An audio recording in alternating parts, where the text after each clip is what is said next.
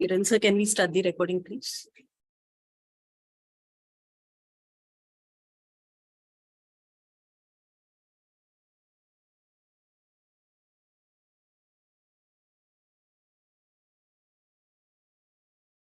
iTech India welcomes all the participants for today's special National Distance Learning Seminar Series. Today's topic is transition from ATVr-based regimen to DTG-based ARV regimens and regular monitoring of PLHIV on ART through viral load testing and ensuring timely SACEP referral.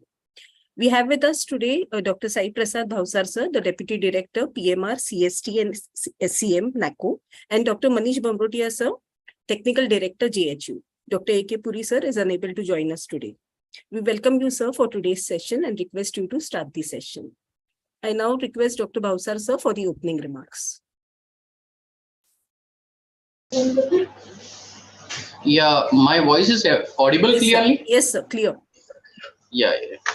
Thank you everyone for joining on a very short notice on this very important session. And on behalf of NACO and iTech team, I welcome you all the officials of State AIDS Control Society and all the medical officers and the staff of the ART centers who are present today in this session. This is a very important session and is been taken in the light of the latest office memorandum that we have shared with all of you, and I hope you all have got it. Is regarding the transition from ATVr based regimen to DTG based regimen, and also the OEM that was shared with you in the last month was for regular monitoring of the PLHIV on ART through viral testing and ensuring the timely referrals. So these two are important points for us programmatically and technically, and we all want you to be on the same page while we undertake the activities towards this effect. So with this, I hand over back to Ms. Shweta to take the session ahead. Thank you, sir. Dr. Manish, sir, I now request you to please start the session. Thank you, Shweta ji. Thank you, Dr. Bhavsar, for introduction, and good afternoon, everyone, to all ART centers and the officers from State AIDS Control Society. So as sir has mentioned, we will be discussing on transition from ATVr based regimen to DTG and about the regular monitoring of viral load. So Shweta ji, how this slides will move next? Okay, Yeah, please say next, sir. I'll move the slides. So as a background, so an office memorandum dated 24th Feb 2023. I hope that all the ART centers have gone through it and have received it, which details out the transition plan from atazanavir based regimen to dolutegravir based regimen. In the OM, there were three parts.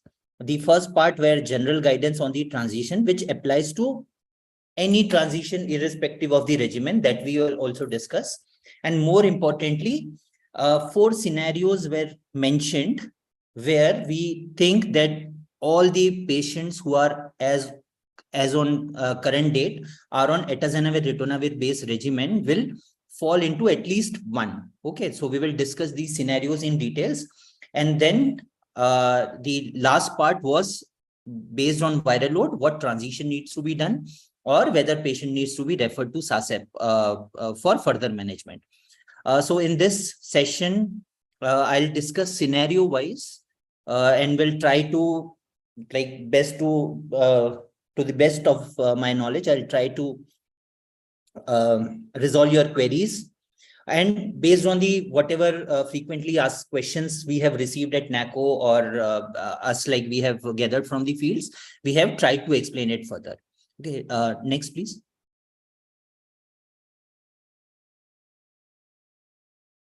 Yeah, so these are few very important points that each ART center and SACS official needs to kind of acknowledge.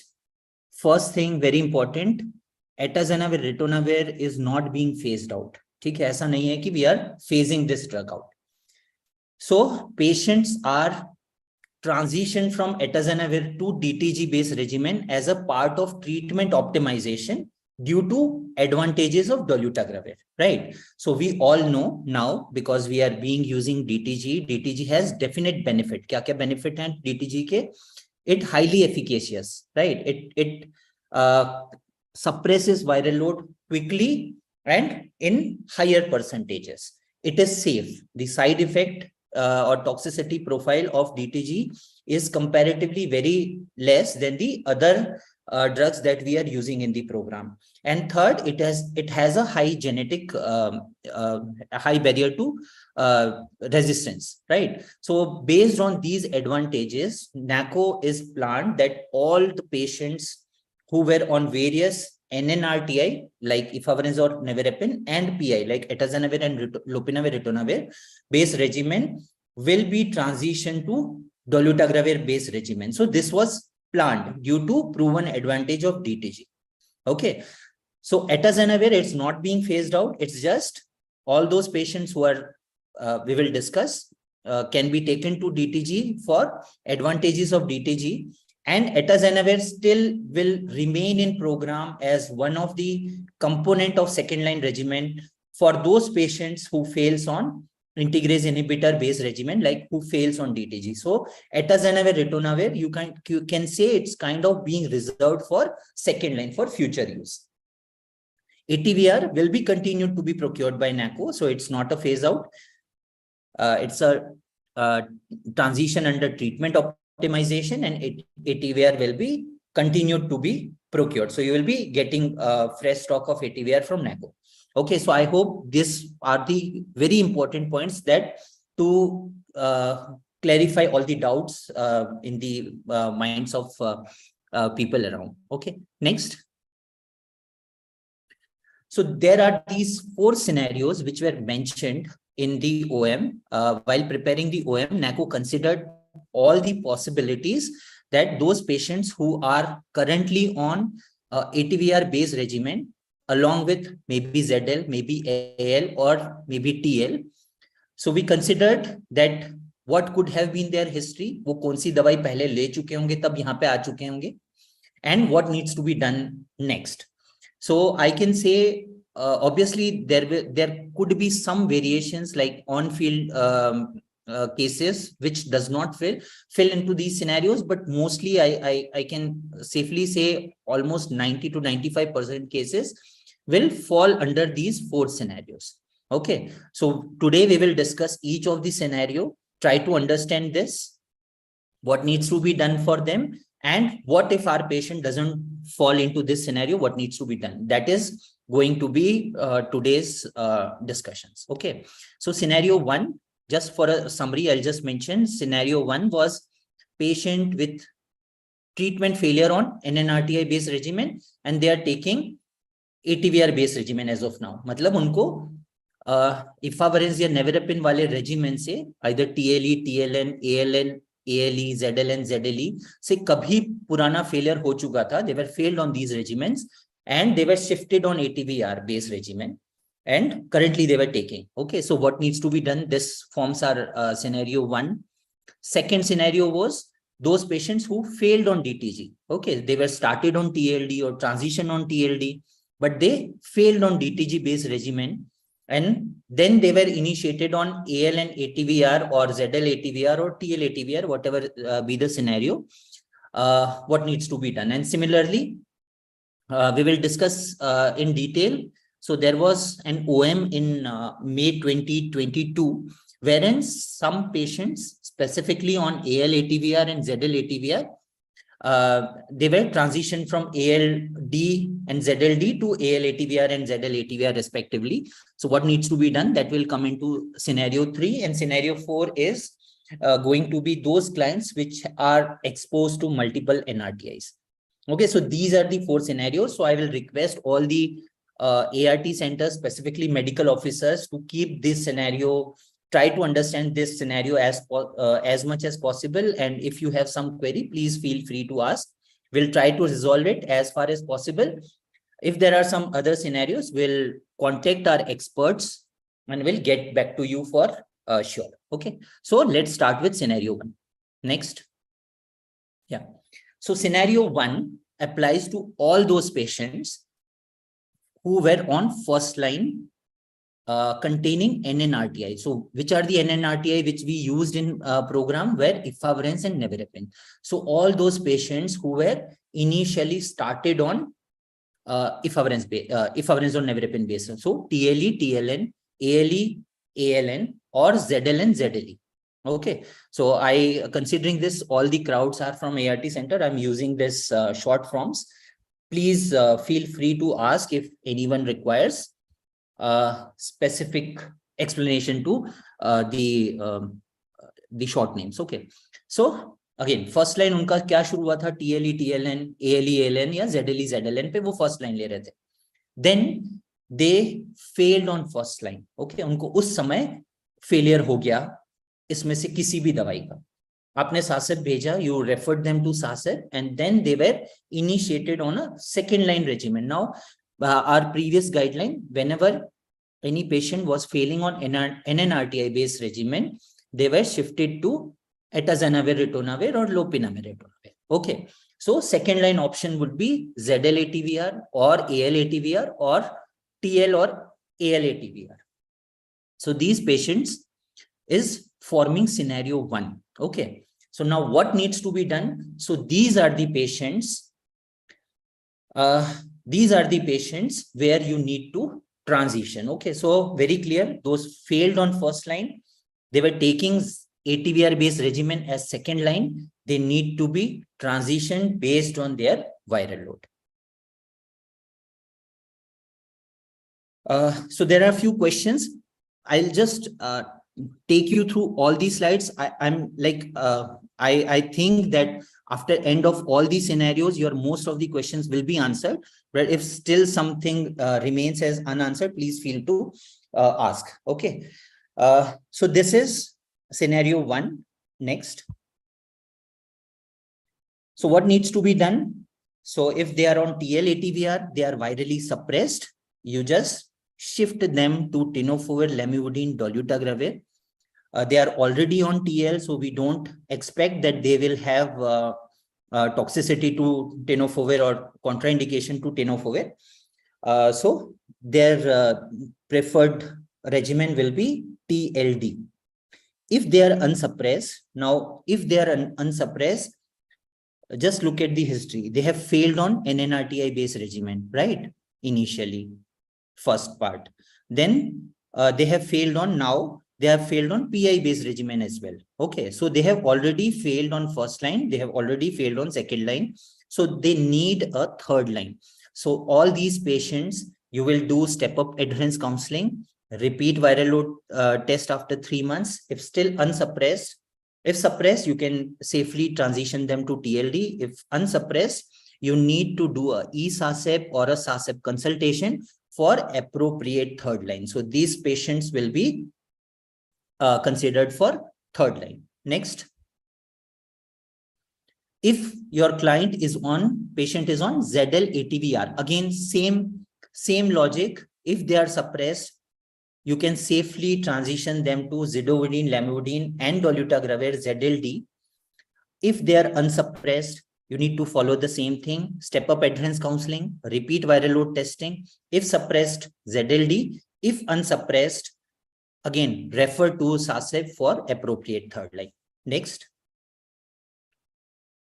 And if they are currently on AL ATVr, if they are virally suppressed, abacavir, lamivudine plus dolutegravir 1 tablet. And if they are unsuppressed, same step up adherence, transition to ALD.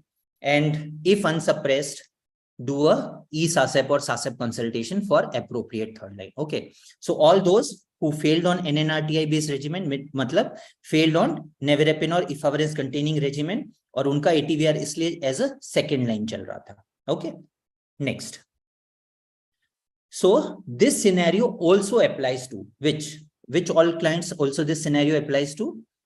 So those patients who were taking ATVr based regimen as first line. Okay. So previous guideline के हिसाब से, according to previous guideline, there will be some patients, say HIV2 or prior exposure to single dose NNRTI. they were not initiated on NNRTI based regimen. They were not initiated on TLE.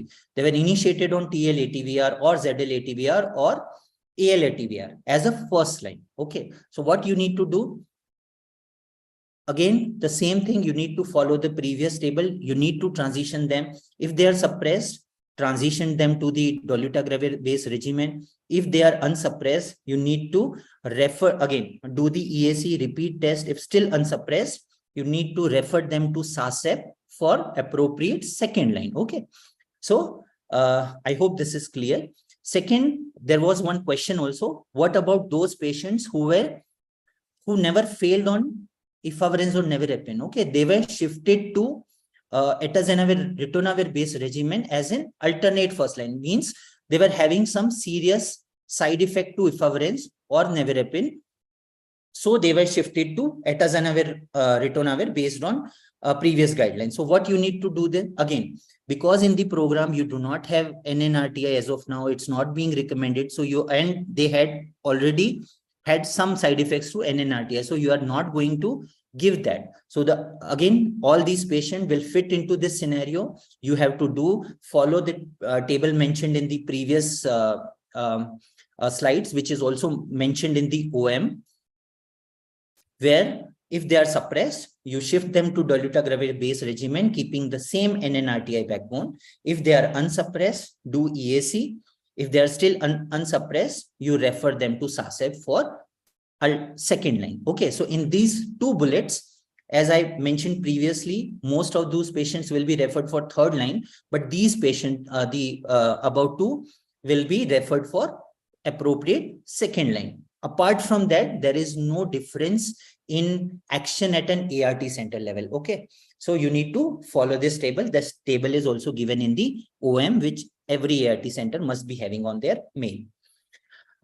There will be some patients who were on LPVR based regimen and were substituted with ATVr. Okay, so again, you need to follow the same guidelines. You just consider ATVr and LPVR as almost same because they are same class PIs. So if they were on LPVR, never exposed to DTG, just do now taking ATVr, again follow the same logic, do a viral load. If suppressed, transition them to DTG based regimen, keeping the same NRTI backbone. If unsuppressed, give EAC. If still unsuppressed after EAC, refer to SACEP for second line or third line, whatever is appropriate in that particular case. Okay, so this, I think, scenario one should be clear by this time. So the key point is you have to see whether this patient was exposed to DTG or not. So all these cases are such cases which have never taken dolutegravir. Okay, so ये सारे वो patients हैं scenario 1 वाले जिन्होंने कभी भी dolutegravir past history में नहीं ली हुई है ना? तो इसमें बहुत easy है, you just need to follow the viral load. So this was scenario 1. If some cases are unanswered, please feel free to write in chat. We will try to discuss those. Let's move to scenario. Okay, there is a question which we will see: DTG plus ATVr in second line, what regimen?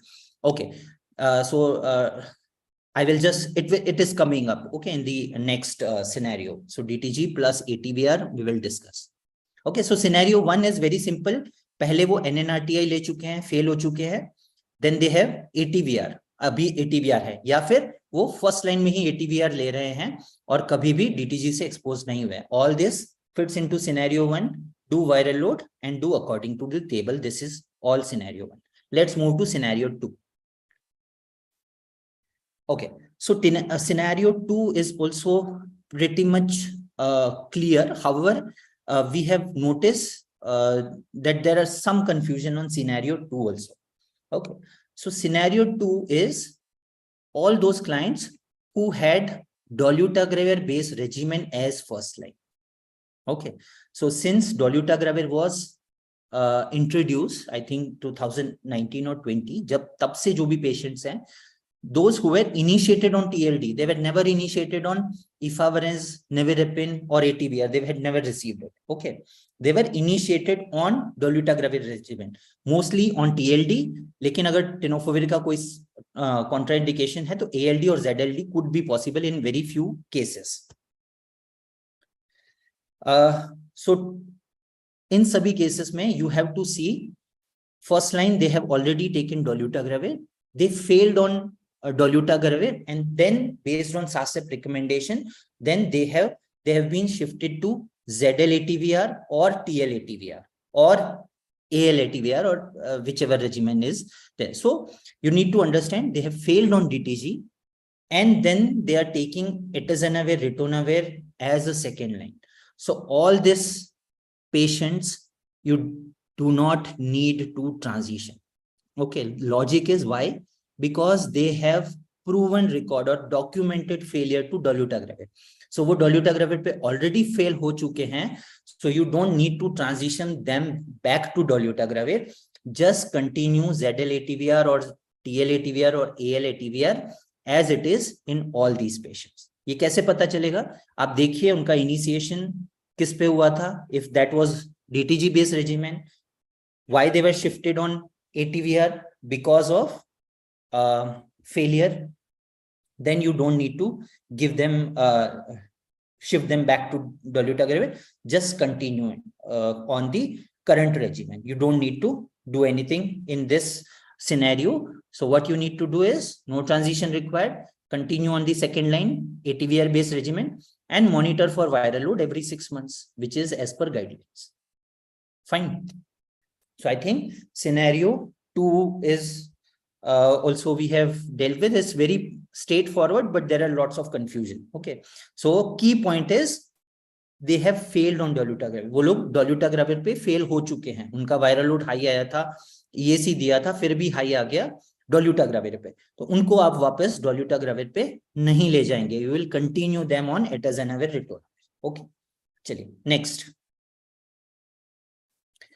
So there is just one question which I will mention, that will these scenarios be sent to us? These scenarios are already being sent to you in the OM, but yes, all this PPT as well as this session will be available online. You can refer them. Okay, now scenario 3, and I want your specific attention because there are so many queries around scenario 3. Okay, so scenario 3 ka background here, the background for scenario 3 is there was an OM on 30th May 2022 where specifically it was told that patients on ALD and ZLD were transitioned to AL plus ATVr and ZL plus ATVr respectively. Okay, this was done due to some centers facing some critical stocks of dolutegravir, and then they were shifted to atazanavir based regimen at that time. Okay, this was somewhere around May 2022. And in many cases, viral load was not done during this transition. It was quickly, this transition was done. So there was no viral load done at that transition.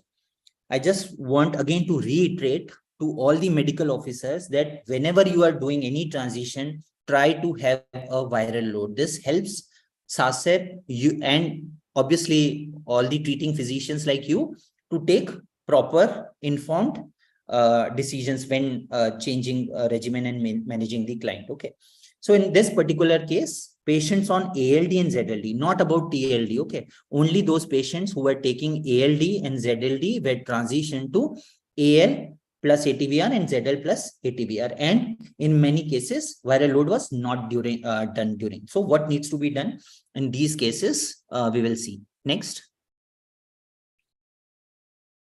Okay, so this is the table which was given in the OM where it was mentioned that TL ATVr and TL LPVr wale patients ko you shift on TLD. Okay, so they are on TLD. What needs to be done? You don't need to do anything. Continue on TLD as it is and monitor as per guidelines. Okay, in serial number 1, there is no action. We assume that all these clients are on TLD. Second, serial number 2, AL DTG and ZL DTG wale patients were shifted to AL ATVr and ZL ATVr. Okay, now these are the clients which are included in scenario 3. So there is again one question which in second line patient shifted to TLD from yes. So yes, if that is second line, you need to monitor viral load 6 monthly. Okay, as far as my knowledge goes, they are on second line and we'll consider them as a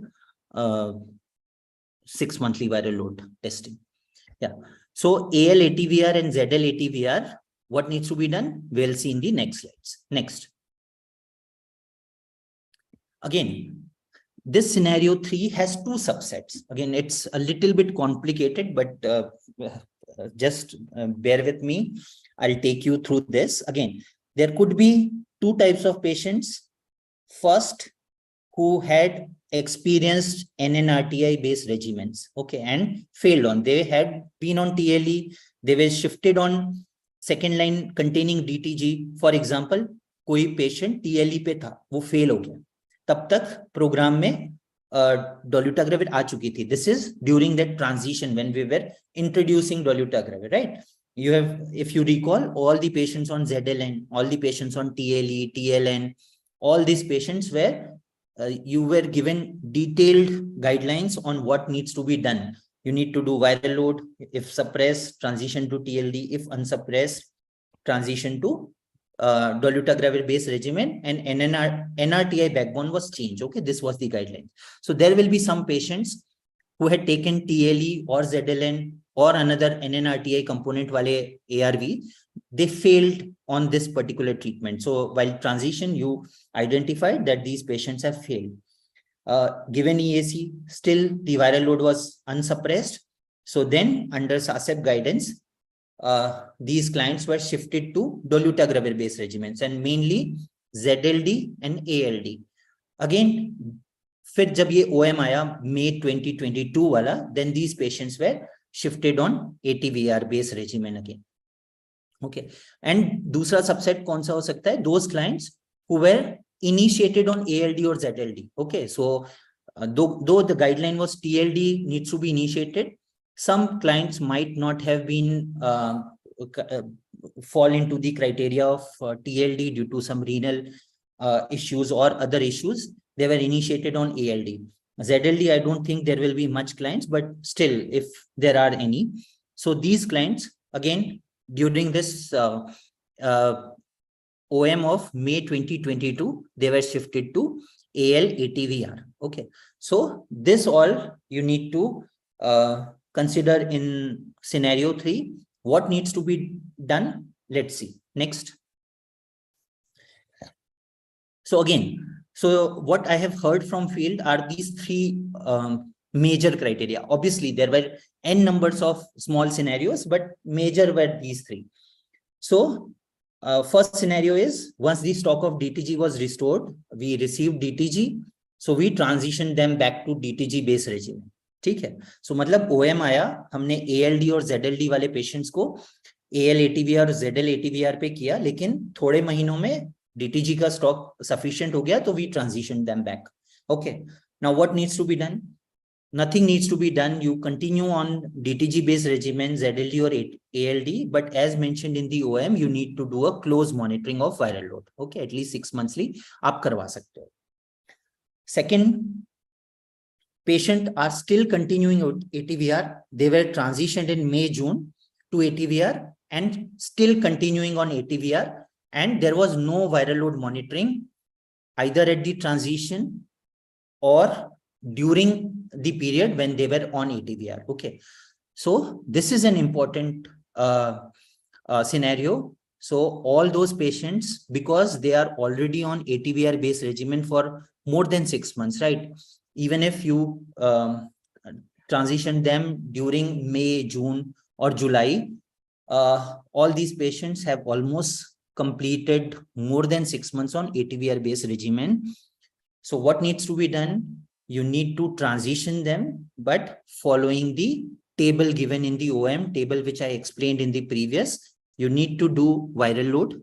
If viral load is suppressed, transition them to dolutegravir based regimen, keeping the NRTI backbone same. If they are unsuppressed, give 3 months of EAC, continuing on the current regimen, which will be ATVr based regimen. Repeat test. If suppressed, transition them to DTG based regimen. If unsuppressed, refer them to SACEP for second line or third line. Okay, whichever scenario or subset they fit into. Okay, so this is one common scenario. Then there are patients which were continuing in ATVr based regimen and were virally suppressed. Okay, जो virally suppressed थे जब हमने transition किया या during follow up, है ना? They were virally suppressed. So again, you need to do the same thing. If viral load is very recent, 3 to 6 months, you can consider that. If not, if viral load is more than 6 months old, the suppressed viral load, you need to redo the viral load testing and follow the table which is mentioned in the ON. Okay. So these are the common things, and there could be some scenarios which doesn't fit into all this. So in that case, my suggestion is, if you are confused, take expert's opinion from ART plus SACEP or COE. You just have to mail all the details with all the history and serial CD4 count and viral load, and you will get an answer. Okay, rather than blindly transitioning. Next. Again, in continuation, so patients were virally unsuppressed on DTG based regimen and then they were transitioned to ATVr. Okay, so जब transition हुआ तभी आपको पता चल गया कि DTG पे ही unsuppressed है. Okay, so then they have failed on DTG. This falls into the scenario 2. If client or if patient has a unsuppressed viral load while taking DTG, okay, so they have failed on DTG, you don't transition them back to DTG क्योंकि वो उस पे fail कर चुका है. So ये scenario 2 ही है जो इसमें भी आ सकता है. And patients were or are virally suppressed on ATVr based regimen, मतलब ये you shifted them from ALD or ZLD to AL ATVr or ZL ATVr, और बाद में you came to know after taking ATVr for 3, 6 or 9 months, they are virally unsuppressed. So what you need to do, you need to follow the EAC, repeat the viral load test. If they are still unsuppressed, you refer them to SACEP for appropriate second or third line. Okay, so I think scenario 3 should be clear by this time. Most of your clients will fall into at least one which is mentioned in these slides. Okay, next. Scenario 4 is again very straightforward. So I think there was some question also on this. So scenario 4 includes all those patients who are multi-NRTI exposed. Now guidelines, the operational guidelines clearly mentioned what is multi-NRTI exposed. So these patients are exposed to all the NRTI which we have, like abacavir, tenofovir, zidovudine, and maybe all the previous one as well, like steudine, they have exposed to this. Either they have a documented failure while taking most of these NRTI, or they do not have any monitoring during that time. Okay, so all those come into multi-NRTI exposed. As per guideline, they might be continuing on dolutegravir plus atazanavir, ritonavir plus NRTI backbone. There were, I think, 2 or 3 questions जहाँ पे patient were taking TLD plus ATVr. Okay, so you don't need to do anything in all these cases. Just continue the regimen that you are giving. Okay, so it will be mostly TLD plus ATVr. All these clients are multi-NRTI exposed, and SACEP has given you to continue DTG, ATVr, and NRTI backbone, which could be TL, ZL, or AL. Most commonly, it's TL. So what needs to be done? There is no transition required. Okay, so please understand this is not a phase out. It's transition for a better option to the patient. So those patients who have already failed on DTG or already had these kinds of clinical scenario, you don't transition them back to. Okay, so if they have failure to DTG or they have multi-NRTA exposed, and currently they are taking DTG plus ATVr plus NRTA backbone, means TLD plus ATVr. You don't need to do anything. Okay, continue on the second line and monitor for viral load every 6 months. Okay, this is scenario 4. Next. Yeah, so these are some very important questions which ART centers have asked to experts. So I have taken this major one. So one is viral load testing is not available at ART center. Can we transition without viral load test? Ideally, no. You need to, so I'll request all the SACEP official to, because viral load testing is available, it's just to strengthen the linkages, right? So if there are centers where there is no viral load testing facility available, we'll request to make it available to them. You need to, I understand there will be some prioritization which needs to be done at the center level, but then at least viral load testing, as per my knowledge, is available at all ART center.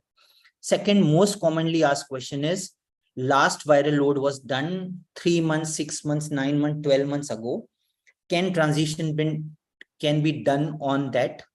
So I have consulted experts as well today, Dr. Guha sir, Privari sir also, like what could be done about this.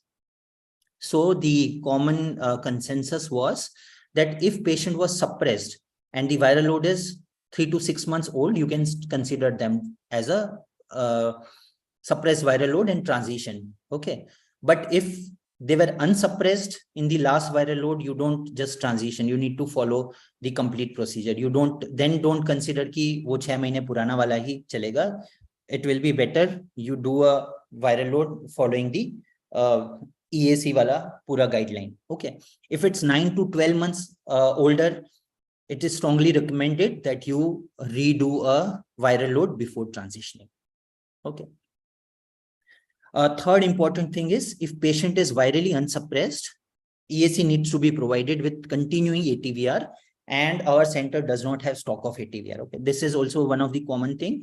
So I'll later on, NACO will also comment on this, but as far as I am I have the information that fresh stocks of ATVr has been reached to all the SACEP offices, all the states at least. Okay, so requesting again to all the SACEP official to kindly proactively relocate the ATVr stocks.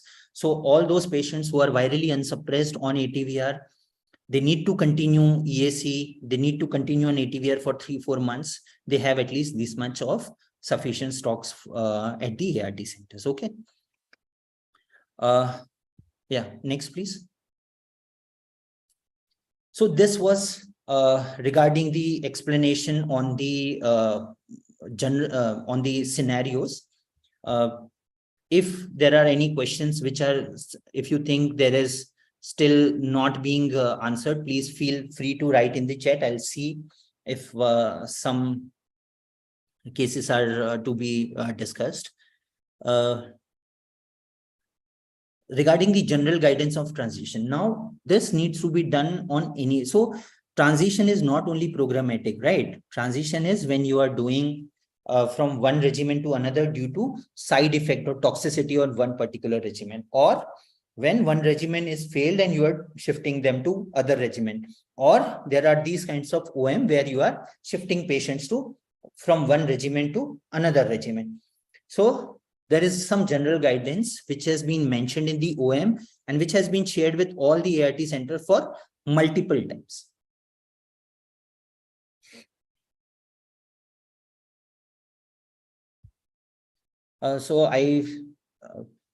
Yeah, let's complete the general guidance and then we'll go to questions. So viral load, it is very important that we do viral load before transitioning from one regimen to another regimen. It's very important to maintain the history of patients covering all regimen taken so far and their serial CD4 counts and serial viral load test, because it's not just important for ki kya history rahi hai. It's crucial for SACEP or any treating physician before making any changes to regimen, right? You all understand, like for example, we only have 3 NRTI backbones, right? AL, ZL, TL. So it's very important to see कि जब आप TL से ZL पे गए हो या TL से AL पे गए हो, तो what was the viral status of that particular patients? If they are suppressed, and also this I want to just reiterate that if patient is virally suppressed on one particular regimen, that regimen is active. Okay, this regimen is active, and later on, even if you transition from this regimen to another regimen, or later on you need that first regimen to be utilized, if at that time you have documented virally suppression, you can reuse it. Okay, so that is why it's very important that before transitioning you do a viral load. Then if virally suppressed, all substitution can be done. So even if you have one single viral load, you need to do, you can do the transition. But if they are unsuppressed, then you shouldn't be doing just transition abruptly. You follow the EAC or step-up counseling and retest. Okay, retest for the viral suppression. Next. Again, very important, PLHIV shall be counseled and informed about the rationale for transition to the newer regimen. It should not be कि आज से हम आपकी दवाई change कर रहे हैं without any counseling or without any information. It's always best to explain that why it's being done, and generally it's because a better and newer regimen is available, and that's why you are being transitioned, or any other in the individual cases you need to explain. SACEP are requested to plan transitioning in such a way that stocks of current available drugs are utilized to avoid expiry. Please, so whenever there is a transition, you need to plan it in such a way that existing regimen is being used, and this applies for the programmatic transition. Proper documentation of transition with viral load report is very much important. Please request, again, I'm repeating it multiple times, but it's very crucial that you document all this whenever you are transitioning. And this point is very important. If there is any confusion on transition, okay, if you do not know what to do in this particular case, take referral from SACEP. Okay, now with SACEPs, it's very easy. You just have to write down the proper history with all the reports and regimens and CD4 and viral load, and you need to share it with the ART Plus or SACEP, and they will come back to you with an answer. Or if SACEP has any problem, there are ART Plus has any problem, they have COE, and if COEs also have some issues, there is a NACO national panel of expert which can guide you. So just rather than blindly transitioning, it's better if you have any confusion, ask from the higher center, ART Plus or COE or NACO. Whenever you are transitioning, it's better to do a viral load testing after 6 months. So whenever you are transitioning, after 6 months, you do a viral load test. This gives you an opportunity to see if the transition regimen is working or not working, or any step-up counseling or enhanced address counseling needs to be done.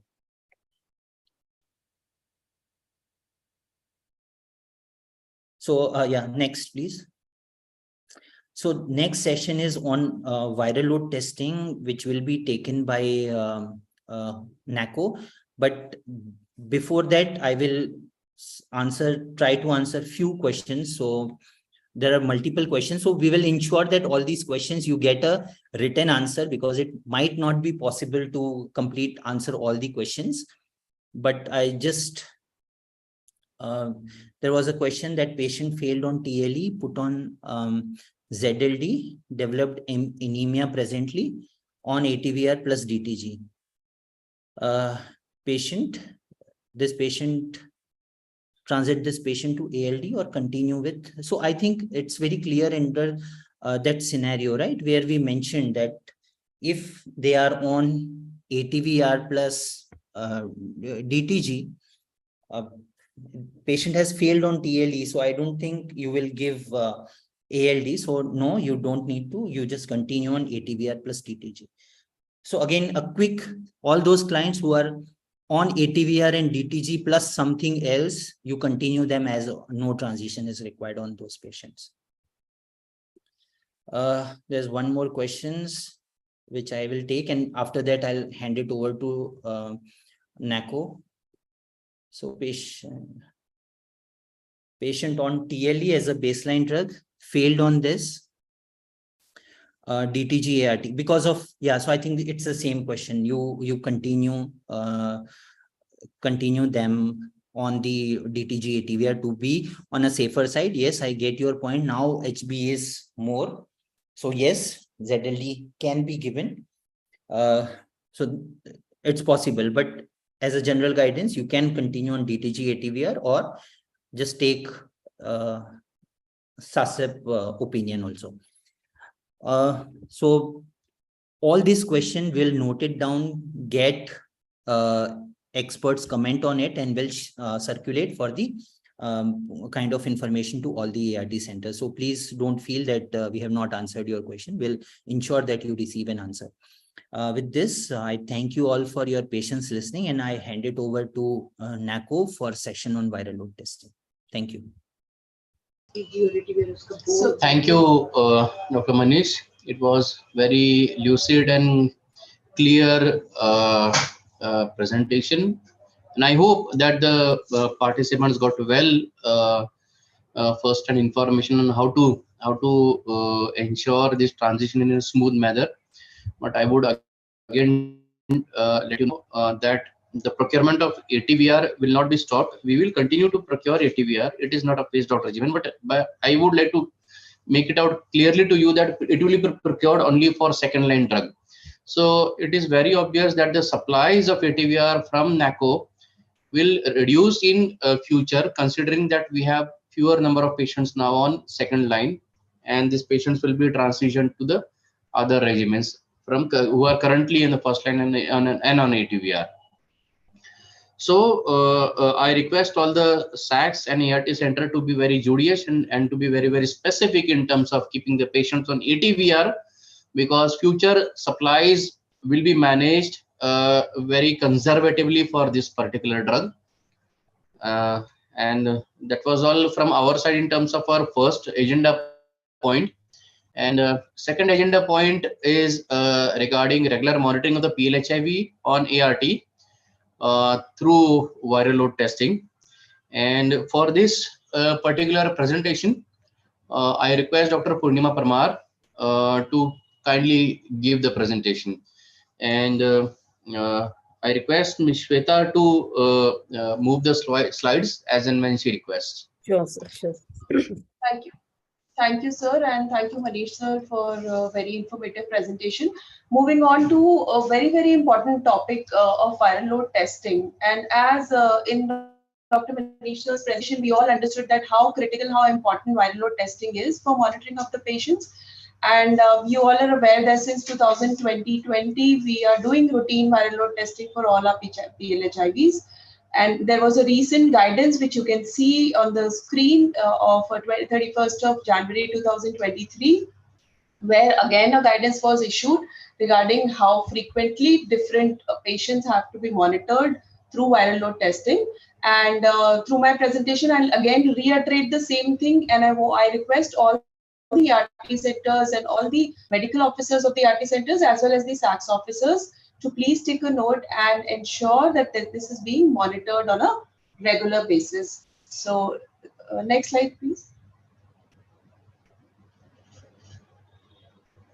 So as I said, that why do we actually do viral load testing? So basically it is to compare the clinical and the immunological monitoring. Viral load monitoring provides an early and more accurate indication.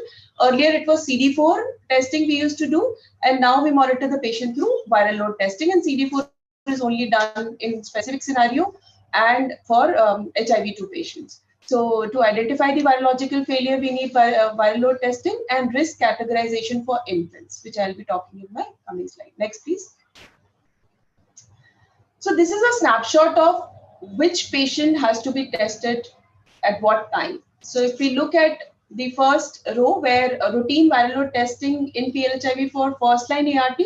So for all the new initiations, the testing has to be done twice biannual at 6 months as well as 12 months. And then after 1 year, it has to be done annually, and it is repeated annually. Then we talk about second and third line patients. The viral load testing is done every 6 months. So 6 month, 12 month, 18 month, and so on. And there were many questions which I could see while Dr. Manish was presenting, that if the patient is on TLD and second line patient, if failure case of first line and move to TLD as second line, then we'll consider that patient as second line. So it is based on the failure and the patient is on second line or third line. That's how we decide the viral load testing has to be done once or twice. Then the CD4 test in all PLHIV. So that's when we are initiating the patient on ART, we do CD4 test at baseline, and then we do the viral load testing continuously. I'll be talking about CD4 test in coming slides in more detail, how can discontinue CD4, when it is required, and how the medical officer can decide whether CD4 test is required for a PLHIV or not. Next, please. So this is a flow chart which talks about if the viral load count is less than 1,000 copies or more than 1,000 copies, then what should be the action by the ART center. So if the viral load count is less than 1,000 copies, then continue same ART, same routine. That means the patient is not failing, and is you should continue the patient on the same regimen, and monitoring as per the table which I spoke just a slide before. If the patient is on what regimen, first line, second line, or third line ART, based on that, you should continue doing the viral load testing. And then if the viral load count is more than 1,000 copies per ml, then step-up adherence counseling has to be provided for 3 months. And if the adherence is more than 95% on all these 3 months, then we repeat the viral load testing. And as per whatever results we get after 3 months of adherence counseling, if they are less than 1,000 copies, then the patient is continued. Then if there are more than 1,000 copies, then we refer the patient to SACEP, because the patient is then showing virological failure signs. So we refer to SACEP for getting guidance from the experts, and based on their suggestions, we continue or discontinue or change or modify the regimen. Next, please. So these are some additions with respect to the viral load testing, and number 1 is very, very important. In pregnant women, the viral load testing has to be done between 32 to 36 weeks of pregnancy, irrespective of the duration of ART. So and this helps us in deciding if the infant is a high risk or is at low risk, and based on that, the prophylaxis is decided. So it is very, very important that we focus and we monitor our pregnant women between 32 to 36 weeks of pregnancy. And it is irrespective of the duration of ART. So this will help us in deciding the prophylaxis. Second addition to viral load is whenever the ART regimen is changed due to toxicity or failure. And third is as and when the medical officer decides. If they want that, currently, if they feel that it has to be done before as per the guidelines 6 months or 12 months, before that also if it is required, then it is on the discretion of the medical officer. They can take a call on it and get a repeat viral load testing as and when required. So these are 3 important indicators, and we have observed that the first one, which is among pregnant women, the testing is comparatively very, very low, and we all need to focus on this. We all need to maintain a line list of such patients on a regular basis, on a monthly basis, so that we are able to schedule the viral load testing along with the other patients, and we are able to identify if the infant is on high risk or low risk. Next, please. So this is the OM on the right side. You can see this is from August 2021, which talks about the same viral load testing between 32 to 36 weeks of pregnancy, and what prophylaxis has to be given. So this is this is very, very important that we test all these pregnant women. So I'll not repeat it. It is basically what I spoke earlier. Next, please. So again, coming back to CD4 testing. So earlier we were monitoring the patient through CD4, and now we monitor the patient through viral load. However, we go for a baseline CD4 testing. So in settings where the viral load monitoring is available, CD4 monitoring can be stopped. In PLHIV, when the CD4 count is greater than 300, and viral load count is less than 1000, that means a virally suppressed patient, we can stop doing the CD4 testing. If the CD4 testing should be continued for HIV-2 patients and HIV-1-2 co-infected patients, and also CD4 testing to be continued for all CLHIVs up to 5 years of age. Till they attain 5 years of age, we should continue doing the testing, and to be restarted when the viral load is more than 1000 copies, or as per the discretion of the medical officer, as and when required, they can decide to get the CD4 testing done. So these are some case scenarios where we can stop the CD4 testing, or where we have to continue the CD4 testing for different types of patients. Next, please. So this is just this is just an example which I've given, which will help you, and you all are doing already. We just need to focus more and put little more effort to ensure that we are testing, we are able to test all our, monitor all our PLHIV through viral load. How to calculate, how will you calculate, how will you schedule your viral load testing for all the patients, including pregnant women. So as I mentioned earlier, that all the new initiations will go for biannual, which is at 6 months and 12 months. So all these patients, number of patients into 2, you'll get a number that how many tests has to be conducted in that particular month or quarter or 6 months. You can calculate based on this. First line patients has to be done in 12 months. So total number of first line patient will go for testing once. All second and third line will go for biannual tests. So this number will be multiplied by 2. And pregnant women between 32 to 36 weeks of pregnancy. This will give you an estimated number that how many tests have to be conducted in a particular month. And if you are estimating it for the next year, say for 2023-24, you can, for your own information, the SACEP can also calculate and estimate how many patients will be tested in a particular year. You can use the previous year's data and come up with an estimate that approximately these many number of patients will be conducted. In addition, there will be some patients who will have a viral load testing because of the step-up adherence counseling also. So those patients will also be added in this. So this is just an example to let you, to make you understand that this is how you can maintain your monthly, calculate your monthly requirement of viral load testing, and based on this, you can then schedule your viral load testing plan, and accordingly you can test all the patients so that we don't miss out on any patients. Next, please. So this is some general guidance from NACO, which talks about how and who all is responsible for monitoring the viral load testing at the ART centers. So all the ART center must prepare a due list on a regular basis to ensure that the PLHIVs are tested as per their schedule. And if there is any patient who is not able to come at this visit, then you should immediately schedule the next visit. You should not miss out on any patient. At the ART center level, the medical officer has to monitor that all the patients are being tested. And at the SACEP level, the CST in charge has to ensure that all the ART centers are conducting the viral load test. If there are any issues which can be resolved at the SACEP level, they should resolve it immediately. And if there are any issues where NACO's intervention is required, please let us know. We'll be able to help you, and we'll be able to guide you how to fix up the issue so that we don't miss out on the viral load testing of the PLHIVs. And the fourth point is with respect to SACEP, that they should, as I said, that we can estimate the number of viral load tests to be conducted every year. So they can come up with a rough estimate every year that approximately these number of patients will be tested this year. And this will help you in actually tracking how the viral load testing is conducted and which ART center is doing well, which is not doing comparatively so well. So you can help them on when you do your review meetings.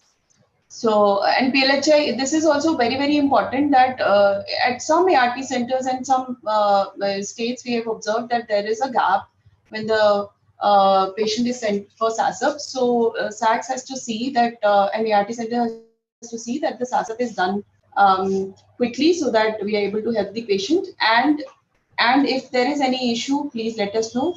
We'll be, sorry. So if there is any issue with respect to SACEP where our intervention is required, we'll be able to help you. But I think this is important that we ensure that all these SACEPs are done on time, and we need not wait for patient to go to the facility for SACEP. We can now with COVID, we all have learned, and a lot of ART centers are also doing e-SACEP, so they can send all the documents. As Dr. Manish sir also mentioned, that you can send the documents to SACEP and get their approval, unless physical presence is required of the patient for SACEP. Next, please. Next, please. So that's all regarding the viral load testing. So thank you. And if there are any questions, you can ask, sir. Thank you, Dr. Ponima, for this presentation. I would again reiterate here a couple of points that you already have all the SACs, and accordingly all the ART centers have total number of PLHIV under treatment. They have an information on how many patients are on first line, how many are second line, how many are on third line. So the estimation of the requirement of viral load testing for currently patients who are on ART can be easily undertaken, and the historical trend of new initiations to be taken into account while SACs calculate their requirement of viral load testing for new initiations for historical trend of positive pregnant women that are there in the SACs and ART center. So you'll have to work out based on Excel sheets or maybe all tools on estimating the annual demands, all the annual requirement of viral load test to be conducted at the state level, and break it down further amongst your ART centers. What is the actual viral load test estimates for your particular ART center? So they'll be helping you out to set an annual target of your estimated viral load, and this will help you out not only to set the target but to monitor on monthly and quarterly basis. Monthly variations will be there, but over the period of time the quarterly variations might even out as we further upscale the viral load testing for PLHIV. So this is very, very important for every one of us. It is not only the SACs that will be reviewing the viral testing at the state level. They will be individually reviewing the ART centers and the gaps in terms of viral load testing and SACEP referrals. And NACO have also come up with an annual estimation based on the data that is compiled at the national level. And national level also, we will be reviewing the state AIDS control society on a regular basis in terms of the achievement in terms of testing for viral load.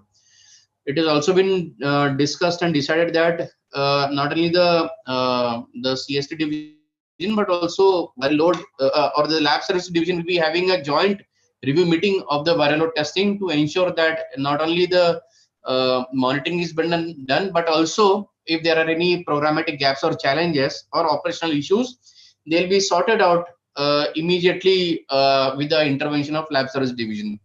So that was all from my side. We have a representative of lab service division here, Dr. Shivali Kamal.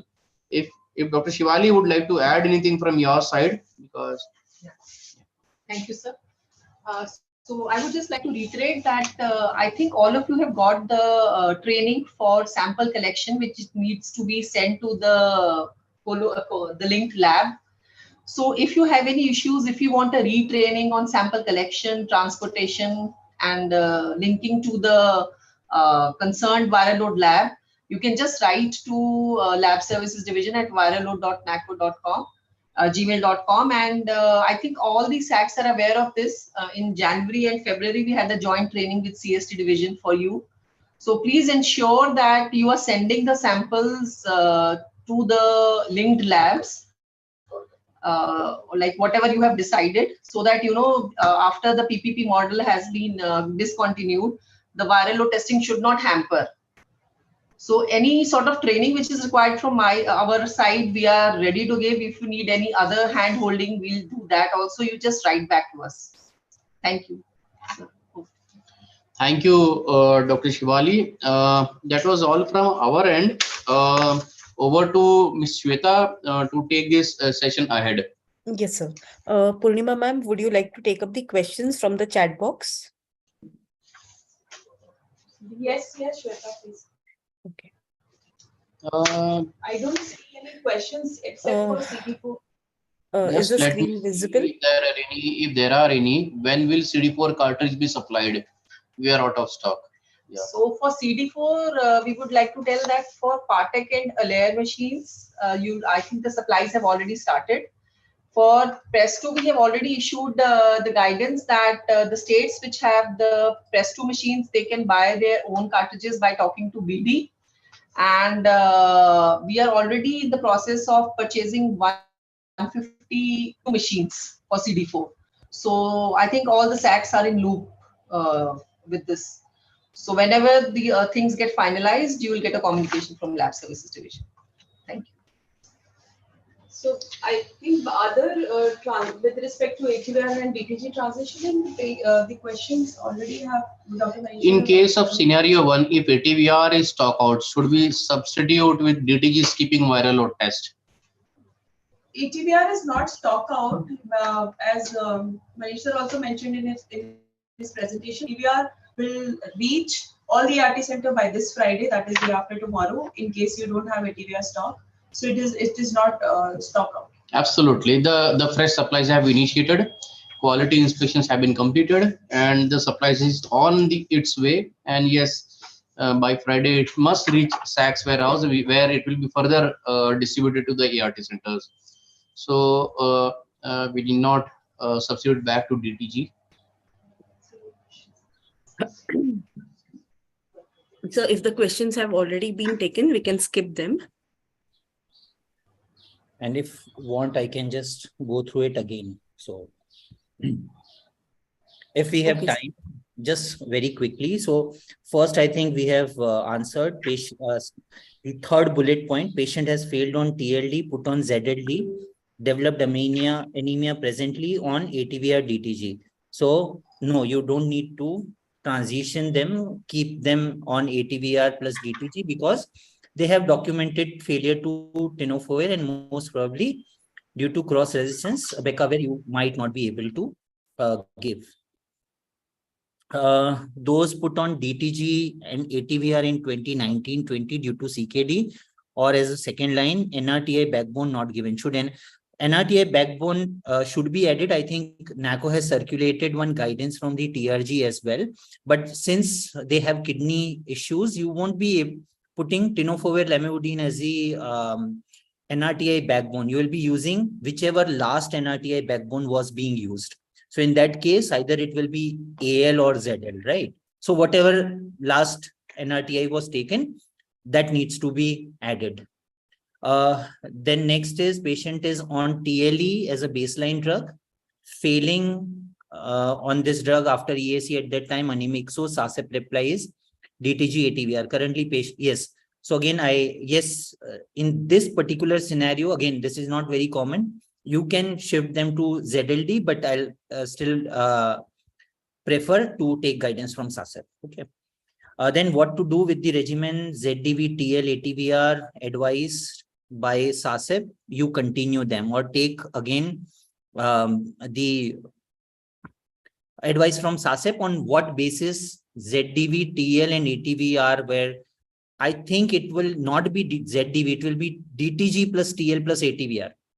Okay, I think that there is a typo error that needs to be continued. There is a typo error, yes. Yeah. Yes. So continue on DTG, TL, and ATVr. No need to transition. Next is second line patient shifted to TLD from ATVr regimen. Is it necessary to do viral? Yes, as per my knowledge, patient is on second line. You continue to monitor 6 monthly if possible, but definitely at 12 months. TLD, ATVr, what regimen? No, you don't need to change this regimen. Okay, you continue on this regimen. I think this next is the same.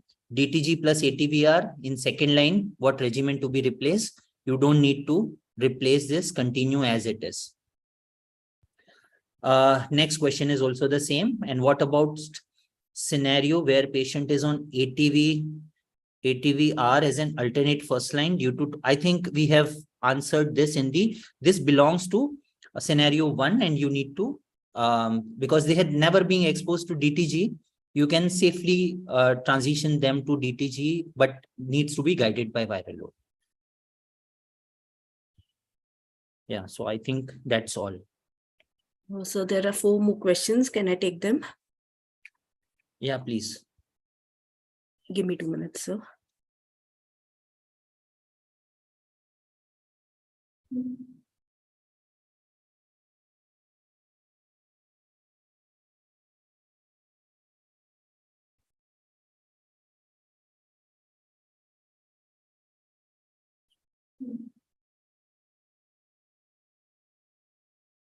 The question is visible on the screen, sir. Yeah, so this is the only question. Yeah, there are a few questions. How to track adherence for bedridden patients? So there are no. Sir, are you taking that or can I add? Sir, आप add कर सकते हैं. So आप ले लीजिए. yes. So bedridden patients may please use the services of our outreach workers, right? Okay, so that way you can do. This is the option feasible. There are no specific guidelines on how to do it. But if you are very sure that client is bedridden, you can always take help of the outreach workers and take whatever information that is required. Pill count only can be sometimes deceptive because after a while, relatives or caregivers or patient also knows it's possible, right? They will show you only those much pills which should have been left. So it needs to be a combination approach where you take outreach activity, telephonic calls, and pill count. I think second is the same one. And last, yes, repeat. It needs to be done for pregnant women. Yeah, I think we'll request comment on this, but the answer is yes. Which one? Which one? On the point number 3? Yes, sir. Yeah, point number 3 require, because it has been a long time that the viral load test was done in the pregnant woman. And as per the guidelines, 32 weeks is actually 30 to 30 weeks is the actual time where it should be done again. And the I think the last question, patient is on DTG LPVR, Yeah. And then But limited stock of LPVR. I think all this patient will continue on DTG and ATVr, because I think most probably either it was not able to take zidodine or was multiple NRTI exposed. So it will continue on DTG plus ATVr. But again, I will reiterate that it's with this limited history, we can't actually guide you completely. So we'll request all these cases, you also take SACEP referral. But from the history given, mentioned here, it will be, you can seeing that it is a second line patient put on LPVR. So accordingly, जैसे आपने guide किया, it should be DTG plus ATVR. But yes, SACEP referral with all the SACEP guidance with all the documents need to be taken into consideration actually. Next is patient is on TLE as baseline transition to LPVR and DTG by SACEP. Then programmatically LPVR is shifted to ATVR. Should we continue with ATVR and DTG? Yes. Reply has been given. If the patient was on TL ATVR and was substituted with TLD according to the OM, the patient's creatine was within normal limits when he was substituted. Now since 5 months his creatine has raised. What to do in this case? His USG level raised. Acha, cortical echogenicity. So I think it is about TL and not with DTG. Yes, sir. That is a problem, right? Yes. So you need to you need to monitor the creatinine clearance, and if this is specific, which appears to be tenofovir induced, as per the guidelines, this needs to be transitioned or substituted.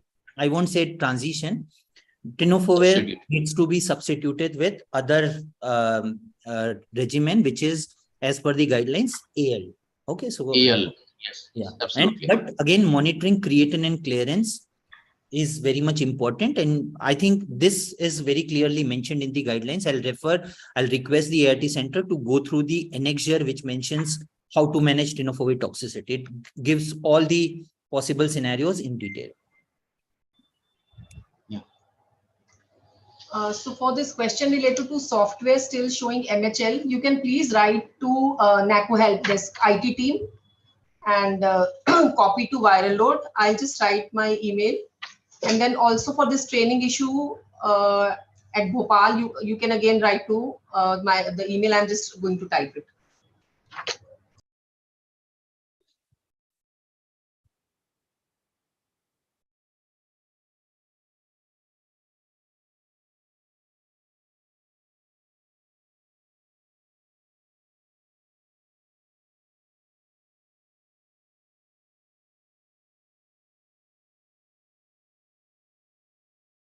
So I think we are done with this session. Shweta? Yes, sir. Thank you so much, So- sir, for facilitating this session. Thank you, Manish, sir. Thank you, Purnima, ma'am.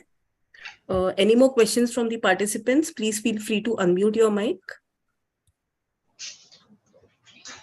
Kiran, sir, please give access to all in case there are any more questions. Hello, ma'am. Yes, sir. I am Senior Medical Officer Dr. Tripathi from Bhubaneswar. Yes, sir. My second question that was discussed, that actually in our center we are having stock out of atazanavir itnavir since 2 to 3 months. And if the patient comes, patient getting second line treatment with atazanavir based regimen due to failure with NNRT regimen in first line, then should we start as such dolutegravir regimen, or we should wait for viral load? Because viral load test is not done every day. It is done as per patient's eligibility for 3 consecutive months adherence percentage, etc., etc. So it will take time, but we cannot leave the patient, I think, with 2 drugs. Should we substitute with dolutegravir as such, skipping the pending viral load test, you can say? Sir, this is not ideal, right? You also understand, and also Yes, sir. So it is not ideal, sir, actually. Yeah, in these extreme conditions, very unlikely conditions, if you are doing such kind of transition, please ensure at least after this transitioning, you monitor that patient very closely, if you have done. But as I think Dr. Purnima has also clarified, the fresh stock of ATVr there, viral load is also available. To try to stick to the guidance as much as possible, but in rare cases where this has been done, at least after transitioning, monitor that patient very closely. Sir, my question is actually for this rare case only. Otherwise, we are following the guidelines. If drugs are available, we should not deviate from the guidelines, sir. Sure, sir. Sure. So, Thank and you, sir. as such patient, you need to monitor them closely. Okay, do frequent viral load testing. That's it. Frequent means 6 months. as per schedule, 6 monthly viral load. 6 monthly you have to do. Yes. Okay, sir. Okay. Thank you. And even I think in my slide also I mentioned, it is as per guideline. Whenever you transition someone, after 6 months, you have to do a viral load testing to see. That is even mentioned in the OM, right? After transitioning.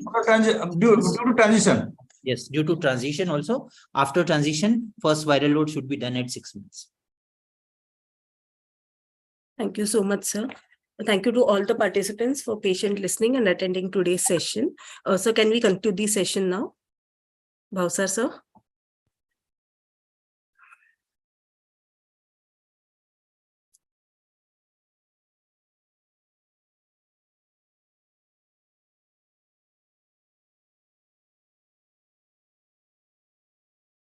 We'll conclude the session now. Thank you, everyone.